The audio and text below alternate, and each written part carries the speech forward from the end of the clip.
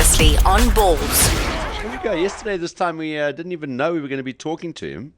And via Johnny's Tweet? a brave tweet to tweet out to somebody to say, can we chat to you? And then with the help of our good friend Kevin Peterson, who gave the endorsement, which puts pressure on us when we chat to Will Carling, is Will Carling. Welcome to Balls Radio, Will. Nice to chat to you. Hey, how are you? Yeah, very good, thank you. We phoned him up off the air. He's answered the phone. Is that Will Carling? He goes, yeah.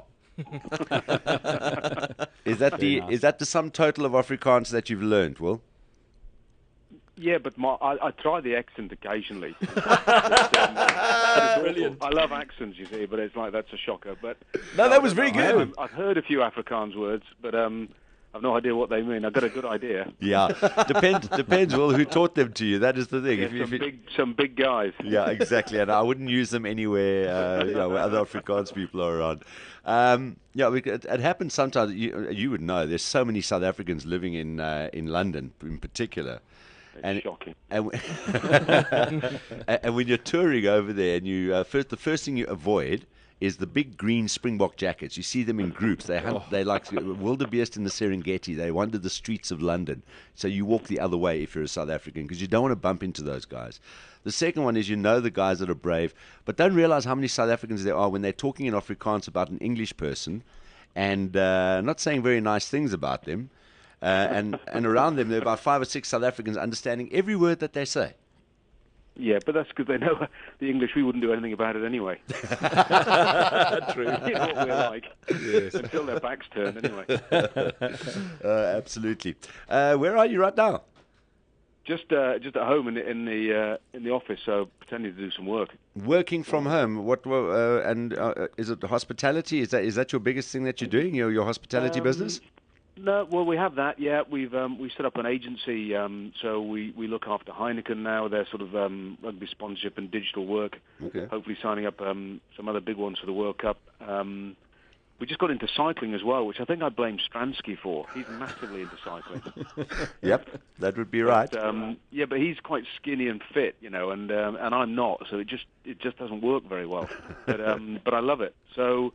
And corporately, it's taken off over here in the UK massively. Mm. Oh, we just had the big 94.7 cycle race. Did Joel do that, by the way? Yes, he did. Yeah. Hold on. He did Joel it twice? Joel did not only do it, he did it twice. 2 laps. He did it this year twice? Twice. Okay, Did he forget he'd done it the first time? Probably. But, geez, he's fit. I saw him a couple of years ago on a ride up here, and he's in great shape. He's in better shape now than he was in that 95 World Cup. He's lighter, that's for sure. Yes. No, but it is, just fitness-wise. He said to me, he's lighter now. It's amazing. There's not many of us who can say that. Yeah, definitely. How old would Will Carling be these days? Gee, what am I, 47? 47, eh? It's your birthday next month, I think. Johnny was telling us in No, about it's 3 weeks' time. 2 days after mine, 12th of December. 12th of December. Yes. Okay. Well, let us be the first to wish you happy birthday for next month. And there's your claim to fame, Will. You're 2 days after John Walland. It is now. Yeah. And whatever you do, don't Google him. You won't find anything. Yeah. Because I was just looking at you on Twitter, and I see your profile picture is a picture of you standing with Mr. Mandela. Was that 95?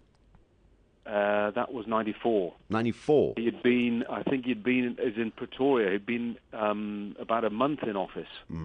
And it was, best moment on a rugby pitch, actually. Really? Oh, yeah. He's just incredible. It just was amazing to meet him. And you meet a few people before games. You don't want to meet anyone before a game. Yeah. And yet to a man, I think the English team were just like, wow. And he spoke to the guys, he listened to, he just had something about him that was just spectacular. And it's just, to meet him was pretty special. And one of his incredible traits as well, and I think this photograph obviously is you taking him and introducing him to the England team before the game then, right? Yeah. Yeah.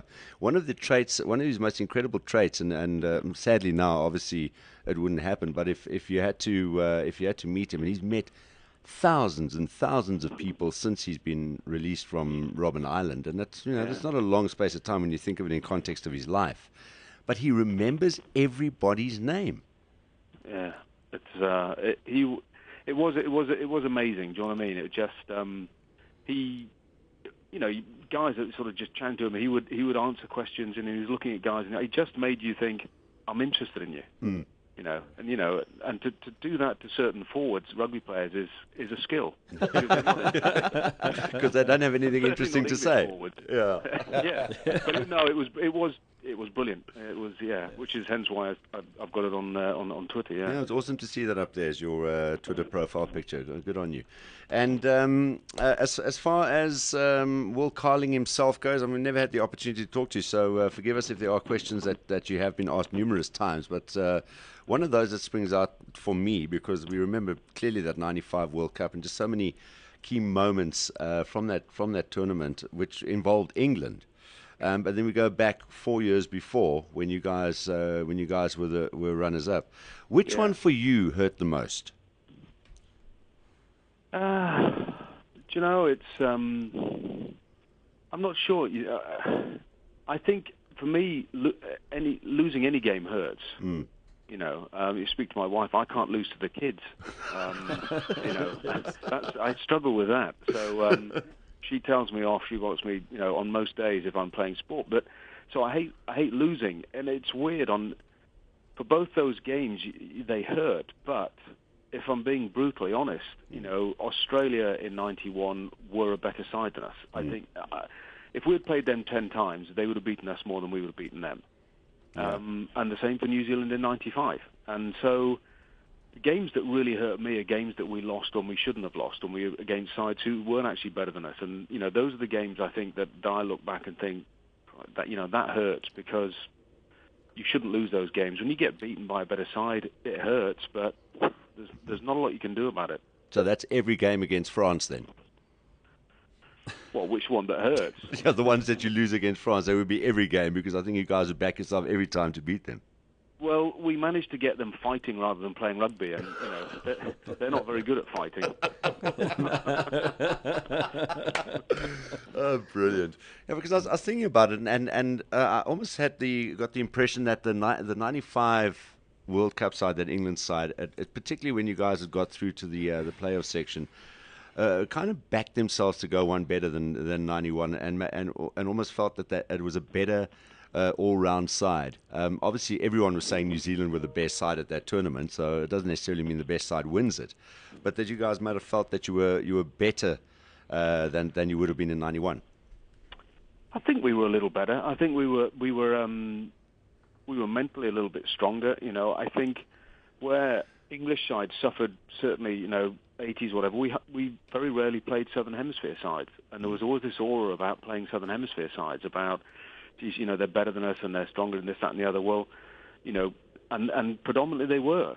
But, for me, the way you get better is to play against better sides, and we needed to play them far more regularly. And we started to before '95, and obviously Clive Woodward took it on, and started playing them every year, and that was a huge advantage for England, I think, realizing, this is where the level is, what you've got to get up to. But in '95, I think we were a little bit better than '91, but I think New Zealand in the semi-final, it's the most incredible 20, 25 minutes of rugby I've ever faced. Mm. Yeah, I know. I mean, it's one of those moments from '95 as well that that sticks out, and they play it all the time as well. I think one of the key ones, apart from the Joel Stransky drop goal, I know over here, and it probably doesn't get played a lot there, was the whole Jonah Lomu, Michael Cat thing, which they love showing here in South Africa for obvious reasons. But it was amazing. It was an amazing World Cup as well. And obviously England went on to win one and has now progressed past Clive Woodward. Now we're into the Lancaster era. How do you see England at the moment? How do you think they're set up?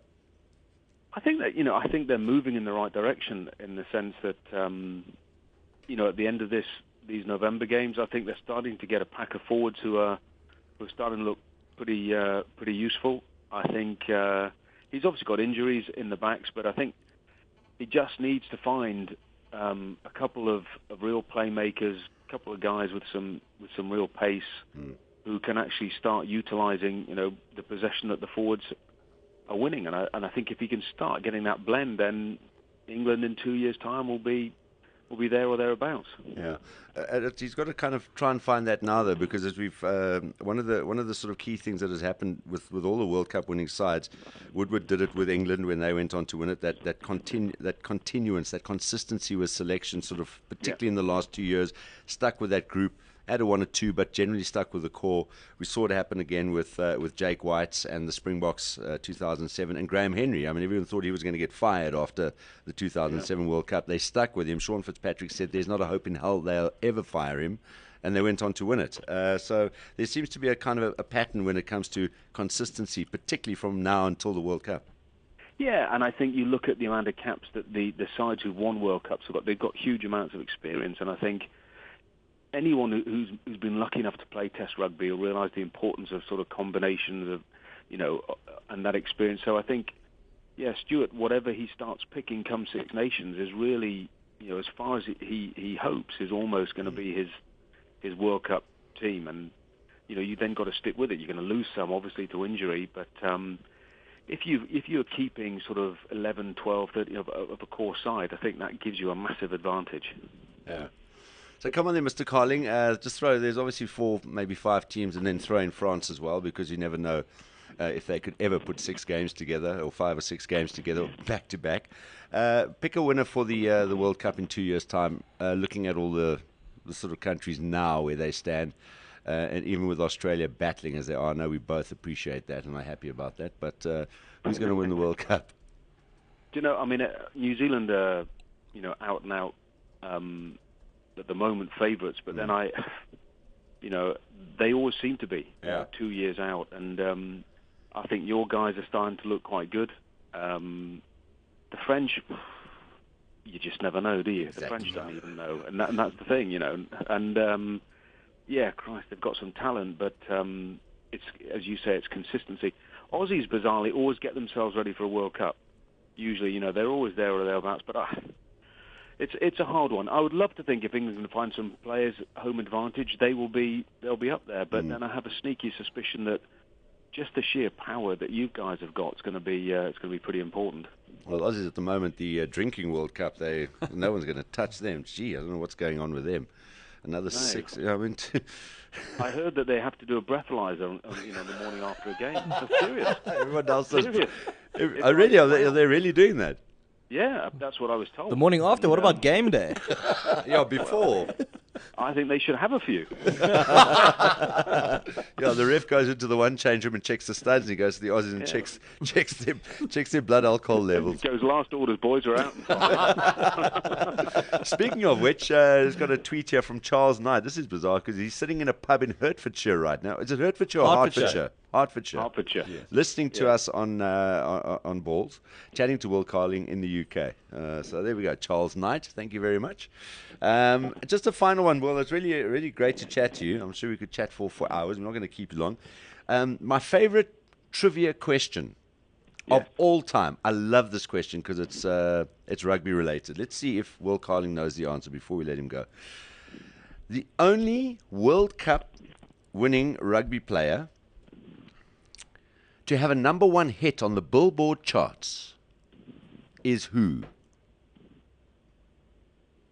On the which charts? The Billboard, the US Top 100. Had a number 1 hit in the US. World Cup winning? Yeah.